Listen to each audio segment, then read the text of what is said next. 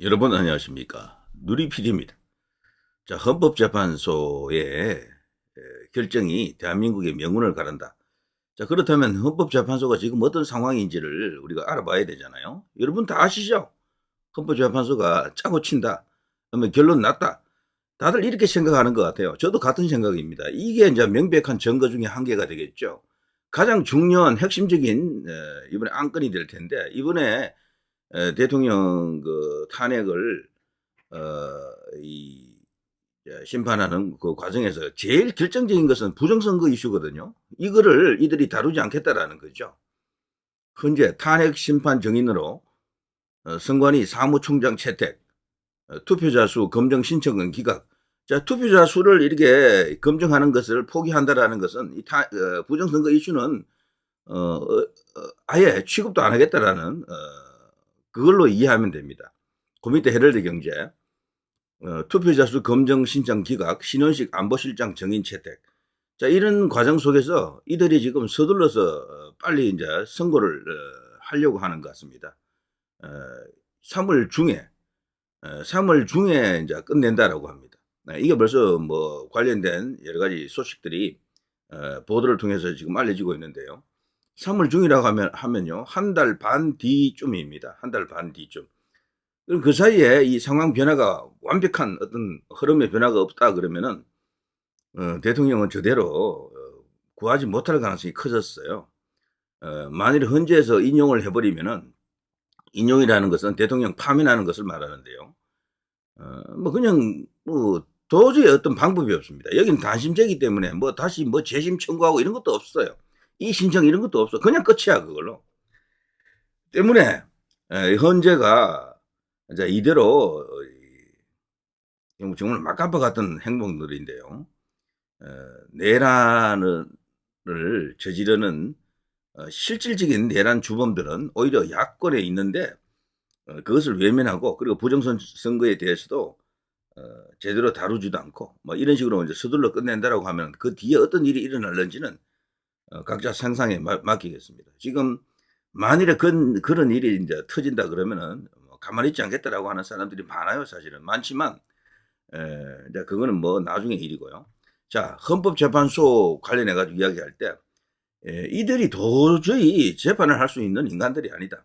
재판할 수 있는 인간들이 아니다. 그걸 지금 시키는 게 가장 중요한 것 같아요.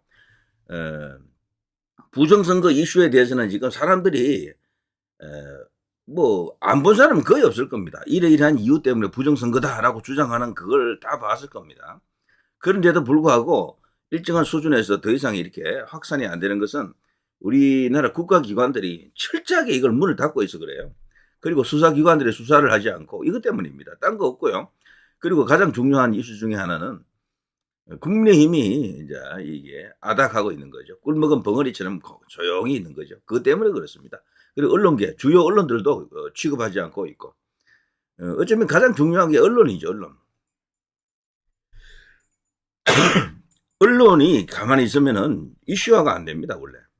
그래서 오프라인의 힘만으로는 그게 한계가 너무도 뚜렷하고요. 그래서 대형 언론들이 좀 나서서 부정선거 규명운동에 동참하게 되면 싸움은 완전히 양상이 뒤집어지는데요. 자, 여기 보면요. 여기 부정선거 관련해가지고, 일단 이게 차단시키고 있는 이 헌법재판소 재판관들 성향 혹은 이들이 과연 공정한 재판을 할 수 있는 인간들인가를 볼 수 있는 여러 가지 이제 뉴스들이 나오고 있죠. 이게 이제 집중적인 보도 혹은 이슈화 대상이 됩니다. 이걸로 흔들어야 돼요. 자진 사퇴 혹은 기피, 회피 이런 것들이 일어날 수 있게끔. 죄책 사유가 분명하거든요. 문형배 뿐 아니고 뭐 여러 명입니다. 자, 현재 문형배 편향성 공세에 대해서 사법부 권한 침해 가능성 우려된다. 이게 헌재가 누구라고 하면요. 바로 여기 이제 헌재 공보관이라고 있더라고요. 헌재 문형배뿐 아니고 거기에 뭐 다른 정계선이라든가 이미선이라든가 뭐 정정미라든가 등등 그런 인사들이 하나같이 전부 흠결이 너무도 큽니다. 전부 기피되어야 될, 되어야 할 그런 인간들이죠. 여기에 대해서 뻔뻔하게 지금 헌재 공보관을 내세워가지고요. 이렇게 떠들고 있는 거죠. 예? 음. 사법부 권한 침해하지 마라. 지금 시중에서 떠들고 있는 것은 근거 없는 낭설이다. 헌법재판소는 엄격하게 헌법에 따라서 객관적으로 심리할 것이다. 그리고 심판할 것이다. 뭐 이런 식으로 떠들고 있는데요. 이거 믿어주는 사람이 과연 누가 있습니까? 특히 애국 보수 쪽에서는 이 말을 개소리로 지금 보고 있는 거죠. 개 짖는 소리 정도로 보고 있습니다. 자, 아무튼 이 편향성 논란이 이제 국민의힘에서도 일단 여기 참전했습니다. 여기 권성동이라든가 이 권영세도 지금 언급을 하고 있거든요. 문영배, 이미선 등 이 주요한 어떤 혐의를 갖고 있는 결격 사유를 갖고 있는 어떤 그런 재판관들에 대해서 공격을 시작했어요. 여기에 집중해야 됩니다. 여기에 집중. 지금 뭐 다른 이야기 할 필요 없어요. 헌법재판관들하고 싸워야 됩니다. 대통령 구속 석방하라. 이건 의미가 없다니까 지금요. 구속을 조금 더 오래 하더라도 그건 괜찮아요. 여기서 끝나면 그냥 모든 게 끝이야. 대통령은 진짜 박근혜 대통령처럼 되는 겁니다. 그렇게 되면은. 여기서 져버리면은. 헌법재판소에서. 구속은 솔직히 말해서 한 달 더 있어도 뭐 참아내야 됩니다. 어쩔 수 없습니다. 그거에 중요한 게 아니에요. 이 헌법재판소 재판관들이 이대로 가면 안 된다라는 것이 이들을 어떻게든 쫓아내야 됩니다. 이들을 쫓아내지 않고 헌법재판 자체를 중지시키거나 정지시킬 수 있는 방법이 없어요. 법적으로. 이미 이게 지금 내일 위를 달리는 기차가 되어 있는 거야. 목적지는 저기가 있다고요. 이미 저들은 가상의 목적지로 3월 초순 혹은 중순으로 딱 결정을 해놨어요. 한 달 내지 한 달 반 뒤면 끝나는 겁니다, 이게. 거기서 살아 돌아올 가능성이 있느냐? 0.1 정도 있습니다. 0.1. 99.9는 그냥 갔습니다, 벌써. 때문에 지금 싸움의 방향, 이슈화의 그 어떤 핵심 목표 타겟팅은요, 오로지 헌법재판소 재판관들의 비위, 혹은 뭐 여러 가지 흠결, 결격 사유, 그래서 기피 대상, 회피 대상, 제적 사유로서 이런 것을 계속해서 이슈화시켜야 되고요. 여기에 국민의힘이 어쨌거나 조금 나서주니까 다소 도움이 되는 겁니다. 권성동도 문영배, 이재명과 호용호재하는 사이고 얼마 전까지 SNS로 서로 안부를 묻는 사이였고 뭐 등등 어쩌고 말이 안 되는 그런 뉴스도 나왔었고요. 근데 문영배뿐이 아닙니다. 뭐 여기 다 걸려 있어요, 지금 다. 손 떼야 됩니다. 탄핵 심판에서 손 떼야 되고요. 그래서 탄핵 심판 자체가 정지되도록 해야 됩니다. 문영배도 아웃. 뭐 그 밖에 이제 이 문제되는 어떤 그런 재판관들도 몇 명 더 있습니다. 이들도 아웃. 그렇게 되면 탄핵 심판을 더 이상 할 수가 없겠죠. 그런 조건을 지금 만들어야 되는 겁니다. 지금 그런 조건을. 그거 아니고는 지금 방법이 없어요. 특히 문영배 같은 경우에는요, 얘 지금 부정선거의 온상, 바로 이걸 통해서 모든 세계 여러 나라의 부정선거를 주물렀다. 관여했다라고 지금, 이야기되고 있는데요. 요 바로 A웹, 뭐 A웹, A웹, 뭐 여러 가지로 읽히는데요. 여기에 선거 관련해서 세계 선거 기관 협의회라고 인천에 있습니다. 이 사무처가 우리나라에 있고요. 우리나라가 이게 지금 제안을 해서 이걸 만든 겁니다. 그런데 이 배후에는 중국이 있다라고 다들 믿고 있죠. 그래서 미국 입장에서는 이걸 치기 위해서 이번에 엔테베 특공 작전 같이 스카이 데일리 보도 그 기사가 나왔던 거죠. 그런데 놀랍게도 문형배가요, 여기에 회의, 세계 기관 협의회 회의에 참석했었다라는 거죠. 과거에. 현재 헌법재판소 그 권한 대행인데요. 여기 보면 헌법재판소는 문영배 헌법재판소장 권한 대행이 2019년 11월 6일부터 8일까지 멕시코에서 열린요. 세계선거 재판회의 제3차 총회 여기 참석했다. 여기 이제 사진이 나와 있죠. 여기 바로 이 사람이 당시에 헌법재판관인데 여기 참석했던 겁니다. 놀라운 일입니다. 여기는 지금 부정선거의 온상으로 이제 비치는 그런 이슈입니다, 이게. 여기에 지금 헌법재판관이 와갑니까? 일반 판사가 가는 것은 어느 정도 이해가 돼요. 선거 관련 사무를 하는 담당자들이 가는 것은 이해가 되는데 여기에 떡하니 문영배가 간 겁니다.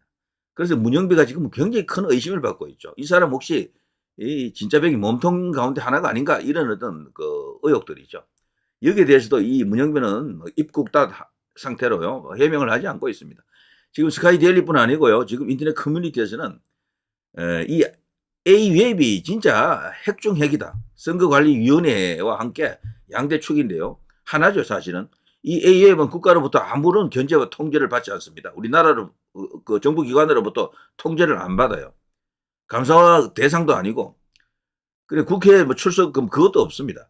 다만 오직 하나 중앙선거관리위원회 감시 감독을 받게 돼 있죠. 이 기관이 지금 현재 사무총장 체제로 되어 있는데 한국인이죠. 네. 전라도 출신의 한국인이 거기 지금 사무총장으로 있습니다. 여기서 K보팅 뭐 수출하고 이런 거 관련된 여러 가지 사업들을 하고요. 뭐 아무튼 그런 부정선거 이슈 관련해서는 반드시 언급되는 그런 이야기죠. 이 문영배라는 사람은요. 여러분도 잘 아시겠습니다만 전형적인 여기는 노무현 세대 원조 노무현 세대에 해당됩니다. 이 사람은. 지금 우리나라를 뒤엎고 있는 모든 좌익들의 가장 극악스러운 세력들은 전부 노무현 영향입니다. 북한 영향, 중국 영향 이전에 노무현의 영향이 가장 커요. 그게 너무도 미화 뭐 이렇게 그런 상태로 잘못 이렇게 전달이 돼가지고 노무현이 마치 대한민국에서 가장 위대한 사람인 것처럼 깨끗한 사람인 것처럼 순국한 어떤 그런 영웅인 것처럼 그런 식으로 떠받들고 있는 거죠. 그 노무현 세대 중에 한 명이 바로 이 문형배입니다. 제가 볼 때는. 이 사람은 경남 하동 출신인데요. 나이가 이제 59세죠. 쭉 보면 이 사람이 우리법 연구회 그 악랄한 유명한 우리법 연구회 회장을 또 역임했습니다. 그러니까 이 사람은 말할 것도 없어요. 쭉 보면 전체적으로 제가 한번 보니까 경력을 보니까 뭐 다양한 어떤 그 경력을 갖고 있긴 한데 문재인이 임명한 사람이거든요. 헌법재판관으로. 그러니까 우리법 연구회 회장을 지냈다 이렇게 되어 있죠. 노무현, 문재인 그리고 문형배 이 라인으로 보시면 될 것 같습니다. 자, 이게 이제 문형배고요. 이것뿐이겠습니까? 이것뿐이겠습니까? 솔직히 말해서요. 이들의 끝은 뭐 너무도 많습니다. 오죽했으면 이런 사람까지도 지금 거론되는 거죠. 정정미. 정정미는 그동안 괜찮은 것으로 알았잖아요. 이 사람 또한 성향이 완전히 좌익이다. 이렇게 지금 볼 수밖에 없습니다. 대한민국 주적에 대해서도 말하지 못하는 인사청문회도 그게 나타났잖아요. 정정미 헌법재판관 후보자 헌재의 검수완박 판단을 존중한다. 개인적인 견해를 밝히는 것은 적절하지 않다. 우리나라의 주적은 없다라고 해도 과언이 아니다. 이런 식이죠. 이 사람도.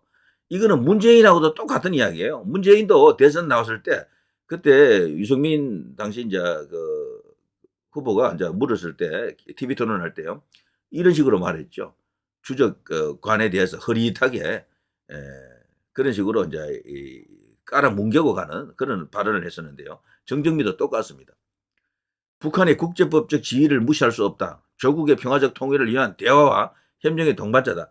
같은 민족이다 이런 거죠. 원래 민족을 앞세우게 되면요. 이게 이제 종북 좌익의 어떤 색채가 있는 게 아닌가 이렇게 이제 보는 겁니다.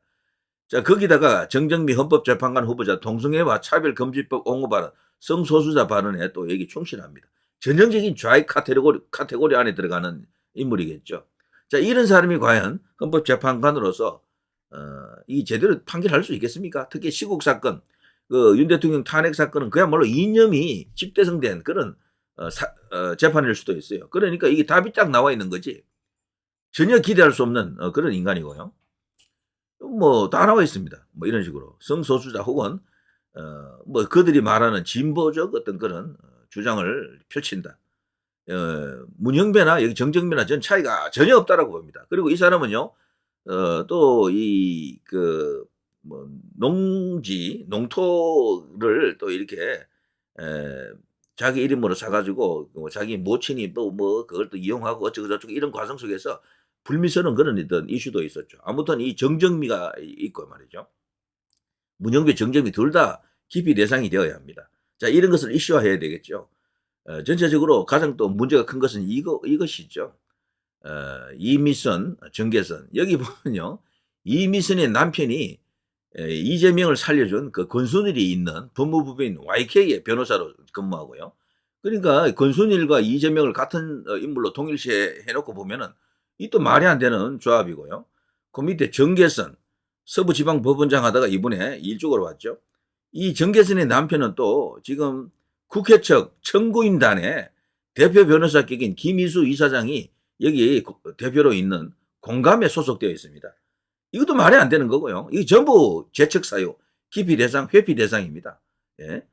자, 문영배 제가 아까 말씀드린 것처럼요. 이재명 대표와 절친, 북침론 주장, 특히나 이 사람은 북침론으로 보일 수 있는 그런 글을 과거에 작성했던 게 또 알려져 가지고 난리가 났고요. 유엔군에 대해서 이 사람들이 왜 우리나라에 왔을까? 왜 우리나라에 와서 전쟁을 했을까? 이러면서 이상한 소리를 했어요. 네? 그래서 이 사람은 분명히 사상적으로 대한민국이 헌법의 품을 수 없는 인간인데 헌법 재판관을 하고 있는 겁니다. 김어준 민주당 인사 팔로우하고요. 그들과 굉장히 친하고 스스로도 우리 법 연구회 내에서도 자기가 가장 왼쪽에 있다 이렇게 말할 정도입니다. 정계선 남편 문제 제가 언급해드렸죠. 이미선 또 여기는요. 특히 이미선 이거는 동생이 말이죠. 윤석열 대통령 퇴진 특위의 부위원장입니다. 여자 동생인데요. 이런 식입니다. 전부 한 통 속이다. 하나의 카테고리 속에 들어가서 어떤 카르텔을 형성하고 있다. 여기에 만일에 40여기까지 들어가게 되면요. 뭐 그냥 게임 끝이죠. 뭐. 근데 지금 2월 3일 날 그들이 이제 결정한다 그러죠. 지금 최상목 그 권한 대행은 그래도 이제 뒤늦게라도 정신 차리는 것 같습니다. 내란 특검 이것도 거부했죠. 잘합니다. 그건 정말 잘했다라고 이야기해 줘야 되고요. 내란 특검 정말 위험한 거고요. 그거 만일에 이제 성립돼 버리면은 대통령이 설사 살아 돌아온다 해도 죽은 목숨이에요. 사실 그거 그대로 가동된다 그러면은 자 그런 거 해주고 그리고 또 마한혁 재판을 끝까지 하지 않으려고 어떤 의지를 지금 보이는 것 같습니다. 마한혁을 임명하지 않으려고 하는 그것을 계속해서 대통령의 권한으로서 그 누지르려고 하는 그런 어떤 의욕을 보이는 것 같은데 자 여기서 이제 중요한 것은 헌법재판소가 2월 3일 결정을 했을 때 그때 어떤 일이 이제 벌어지느냐 끝까지 막아야 되는 거죠. 마한혁은 지금까지 거론된 모든 여기 헌법재판관들보다도 왼쪽에 있는 인물이죠. 이런 식이고요. 자 이런 모습입니다. 여기 이제 오늘 트위터에 뭐 올리지? 빨리 김어준 방송 보고 싶다. 어디 보자 내 주식이 어디 좋은 소식 없나? 요거는 이미선 재판관 이야기죠. 여기 태양광 같은 걸 이용해 가지고 문재인 시절에 말이죠. 엄청나게 많은 돈을 벌었다 그렇게 알려져 있죠. 정말 주식의 고수들입니다. 이거 고급 정보 없이 그렇게 가능했을까라고 하는 생각도 들어가는데요. 명의신탁 난 되는데 우매한 너희는 안 돼. 여기 정정미 이야기죠. 농토 그 문제입니다. 다들 문제를 안고 있죠. 이런 것이 인터넷 공간에 가면 다 나와 있고요. 자, 이들입니다. 자, 문영배, 정정미, 이미선, 정계선, 여기다가 마흔여까지. 그러면은 구인 헌재에서 4명 남는데 나머지 4명 중에 1명만 죽으러 가게 되면 끝이죠. 그래서 이대로는 안 된다. 모든 논의의 초점, 싸움의 대상은 저들이다. 저들과의 전쟁이다. 재척 사유가 차고도 넘친다. 기피 대상, 회피 대상으로 몰아가야 되는 거죠. 그래서 재판을 중지시켜야 됩니다. 저들을 적어도 2~3명 정도 아웃시켜가지고 재판을 중지시켜야 된다. 이런 생각이 들죠. 이대로 가게 되면요. 그냥 뭐 힘 한번 쓰지 못하고 끝납니다. 예. 누리 PD 김준희였습니다.